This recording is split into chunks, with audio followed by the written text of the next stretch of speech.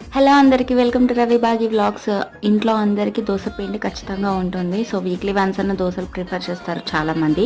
So అలాంటి వాళ్ళకి రెగ్యులర్గా చేసే దోశలు బోర్ కొడితే ఈ టైప్ ఆఫ్ దోశలు ట్రై చేయండి. ఫస్ట్ దోశ అయితే దోశ స్ప్రెడ్ చేసుకొని షుగర్ స్ప్రింకిల్ చేసేసుకొని టర్న్ చేసేసి 1 సెకండ్ కాల్చుకొని ప్లేట్లో తీసుకుంటే మన షుగర్ దోశ అనేది రెడీ అవుతుంది.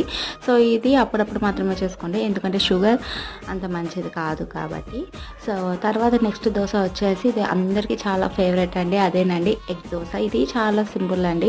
దోశ పిండిని స్ప్రెడ్ చేసుకొని కొంచెం ఆయిల్ వేసేసుకొని తర్వాత ఒక ఎగ్ వేసేసుకొని తర్వాత ఉప్పు, కారం, ధనియాల పొడి, పసుపు వేసేసి కొంచెం స్ప్రెడ్ చేసేసుకోవాలి. తర్వాత రెండో వైపు కూడా కాల్చుకొని ప్లేటింగ్ చేసుకుంటే మన దోశ అనేది రెడీ అయిపోతుంది, ఎగ్ దోశ. ఇంకా మూడో దోశ వచ్చేసి అయితే క్యారెట్ దోశ. ఏం లేదు, తురిమిన క్యారెట్ని దోశ మీద వేసేసుకొని ఇంకోవైపు కూడా కాల్ చేసుకొని ప్లేటింగ్ చేసుకుంటే క్యారెట్ దోశ రెడీ.